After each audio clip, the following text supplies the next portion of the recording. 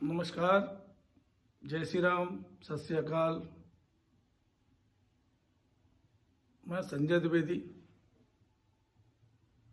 आज 2-3 विषयों पे चर्चा करना चाहता हूँ। ज्वलंत समस्याएं, ज्वलंत चीज़ें हैं।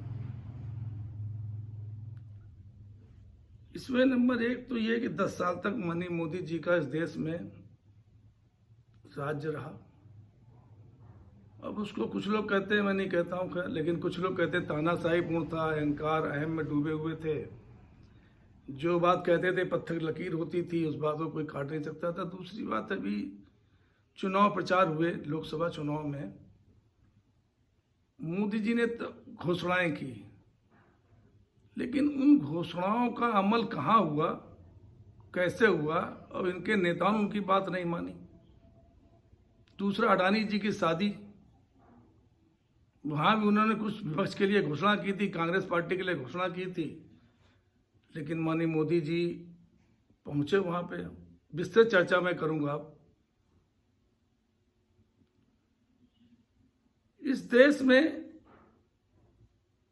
एकमेव राजनीति नहीं हो सकती है, एकला चलो राजनीति नहीं हो सकती है। शायद मोदी जी ने सोचा था कि लोग, हमने जब प्रधानमंत्री हम बने, अडवाणी थे, मनोहर जोशी थे, बहुत से नेता थे ऐसे जिनको हटा दिया। उनका वो सम्मान भी, उनको जो हमारे हिसाब से सम्मान नहीं मिला, ये तो बड़ी गलत बात है।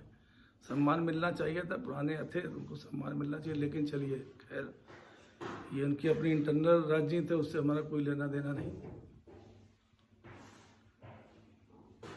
मोदी जी चुनाव प्रचार में घोषणा करते हैं,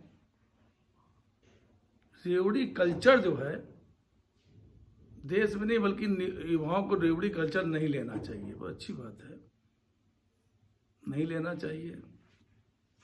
मध्य प्रदेश में क्या हुआ, लाडली बहन योजना चल रही है। महाराष्ट्र में क्या हुआ, अभी एकनाथ शिंदे जो मुख्यमंत्री हैं, इन्हीं के साथ के हैं, उन्होंने क्या कहा, अब वो लाडला भाई योजना बना रहे हैं, 6,000 10,000 रुपये उसमें देना चाह रहे हैं।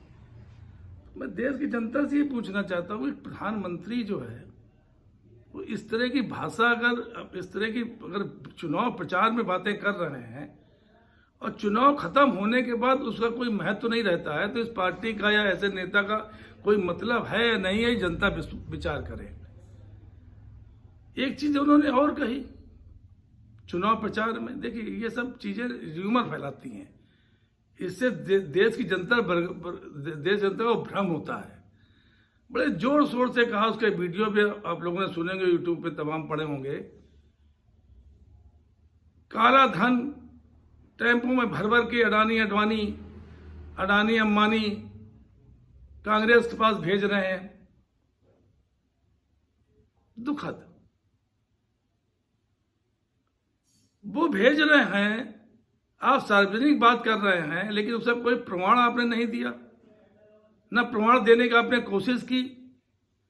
आज माननीय राहुल गांधी जी तो शादी के समय एक रेस्टोरेंट में थे, वहां बैठे थे, ना सोनिया गांधी जी गई, ना राहुल, ना प्रियंका गांधी जी गई, कोई नहीं गया शादी में, कोई नहीं गया। जबकि अंबानी जी स्वयं लेके आए थे, आगे पास भी लेके गए होंगे। आप एक तरफ कहते हो भ्रष्टाचार खत्म होना चाहिए, तो भ्रष्टाचार खत्म होने का चीज दिखाई पे तो देश को पड़नी चाहिए।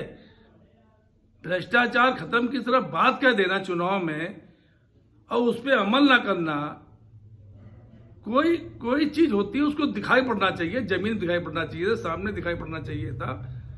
लेकिन आपके साथ क्या है, आप भ्रष्टाचार खत्म करने का नारा देते हैं, लेकिन क्या होता है, पश्चिम बंगाल, मध्य प्रदेश, महाराष्ट्र, जहां जहां आप देख लीजिए, जिन सांसदों पे, जिन विधायकों पे, जिन नेताओं पे आरोप लगे हों, और उन्हीं क्या होता, उन्हीं को आपने अपनी पार्टी में समाहित कर लिया, उनको मुख्यमंत्री और उपमुख्यमंत्री बना दिया, मंत्री बना दिया। अब दूसरी बात मैं कहता हूं, आपको अंबानी कार्यक्रम में जाना था, ठीक है, कोई बात नहीं, आपकी इच्छा। पहले आप उनको बताते हैं कि साहब वो पैसा कांग्रेस में पहुंचा रहे हैं, लेकिन आपको जाने की इच्छा थी, अच्छी बात है। वो विजिट पर्सनल होनी चाहिए थी। लेकिन आपने क्या किया, उस बिजनेस को सरकारी बना दिया। एक गोरे गांव में एक उद्घाटन कर दिया आपने, 29,000 करोड़ को उद्घाटन किया आपने, और उसके बाद आप शामिल हो गए जाके, जबकि वहां जनता पहले से परेशान थी।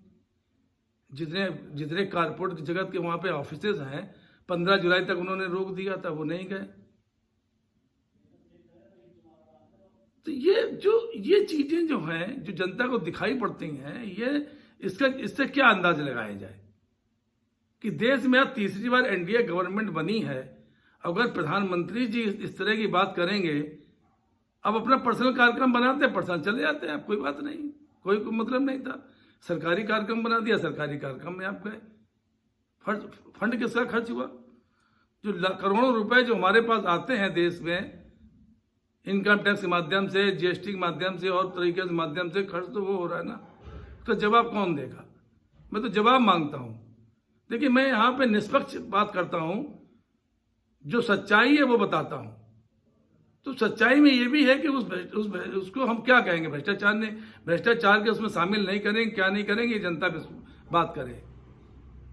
दूसरी बात, आप पश्चिम बंगाल आइए, जिनको आप दूसरी पार्टी से लाए, आज वही आपके नारों की हंसी उड़ा रहे हैं।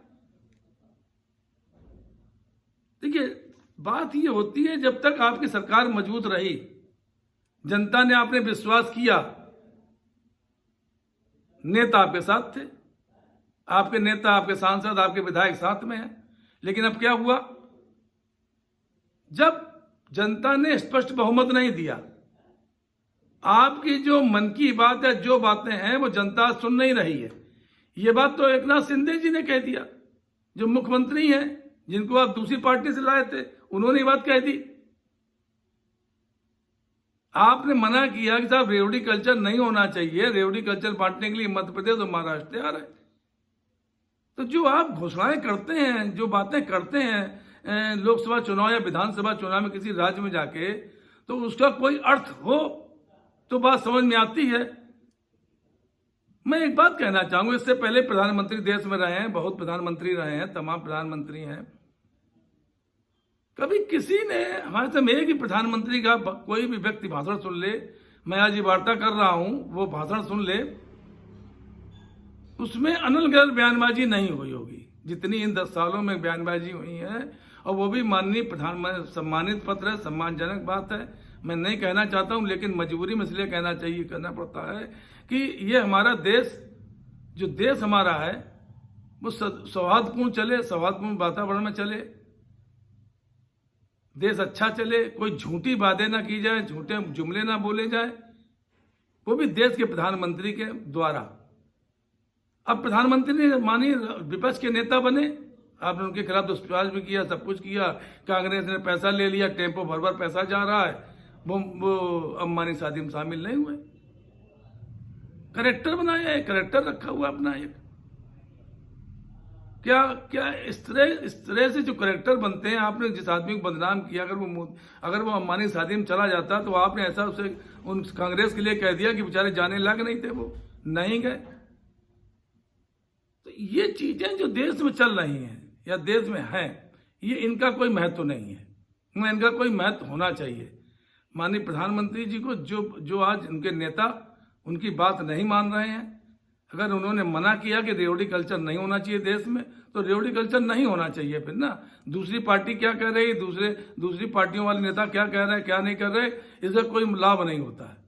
पहली बात, जो एकनाथ शिंदे जी ने महाराष्ट्र में जो घोषणाएं की हैं, 4 महीने बाद चुनाव है, कितनी लाभदायक होंगी जनता में, कितनी नहीं होंगी, वो तो जनता जानेगी। लेकिन उनको भी प्रधानमंत्री जी के जो बात उन्होंने कही थी, उनका रखना चाहिए था। प्रधानमंत्री जी की मंशा जो थी, उनका जो वचन थे, उनका जो मान था, वो मान रखना चाहिए था। लेकिन जब मान उनके खुद के मुख्यमंत्री तोड़ रहे हों, उनके विधायक तोड़ रहे हों, सांसद तोड़ रहे हों, तो बड़ा दुख होता है। इस देश के प्रधानमंत्री के सम्मान अगर गिरता है, तो हर भारतीय को दुख होगा, क्योंकि वो संवैधानिक पद है, वो सम्मानजनक पद है। उस पर कोई भी कमेंट या कुछ भी कहना किसी के लिए गलत है। लेकिन हाँ, मैं एक बात और कहना चाहूंगा कि माननीय प्रधानमंत्री जी को जो भी अपना भाषण देते हैं, जो तैयार कराते हैं, उनमें इन बातों को भी ध्यान रखना चाहिए। जो हम बोल रहे हैं, वो जनता में इसका क्या मैसेज जाएगा। 2-3 बातें बोली गई मैंने जो शुरू में बताई आपसे, दोनों बातों का अर्थ समझ लीजिए आप। टेम्पो भर काला धन जा रहा है, क्या हुआ, आप खुद पहुंच गए, वो नहीं पहुंचे, उसका कोई सबूत नहीं है, लेकिन आपने बोला, लोगों में भ्रम पैदा किया, उसके बाद भी आप नहीं जीत पाए। जनता जान रही है, जनता देख रही है, जनता समझ रही है। तो इस तरह की जो बयानबाजियां हैं, इस तरह की बातें हैं, या आज यूपी देख लीजिए आप। चलिए मैं यूपी में आता हूं। अभी 10 साल से चल रहा है, माननीय योगी जी वहां मुख्यमंत्री हैं। आप कहते थे आपने तमाम पार्टियां तोड़ी, मध्य प्रदेश में तोड़ी आपने, महाराष्ट्र में तोड़ी आपने, तमाम पार्टियां तोड़ी। लेकिन आज आपके ही यहां देखिए, तो वो एक कहावत नहीं कही गई, जैसा करोगे वैसा भरोगे। एक कहावत कही गई, बहुत प्रचलित कहावत है, जैसा बोगे वैसा काटोगे। तो आज क्या हो रहा है यूपी में, पश्चिम बंगाल में क्या हो रहा, मध्य प्रदेश में क्या हो रहा, महाराष्ट्र में क्या हो रहा। आज आपके संगठन में गुटबाजी हो रही है। तो ये समय ऐसा होता है। देखिए, समय हर व्यक्ति का बदलता है, हर आदमी का बदलता है। एक बार एक चीज और कही गई, छोटी चीज मैं बता दूं, फिर मैं अपनी वाणी विराम दूंगा। आप किसी के तारीफ करें, खूब करें, खूब तारीफ करें, खूब करें, तारीफ करते रहें, कोई दिक्कत नहीं है। लेकिन अहंकार में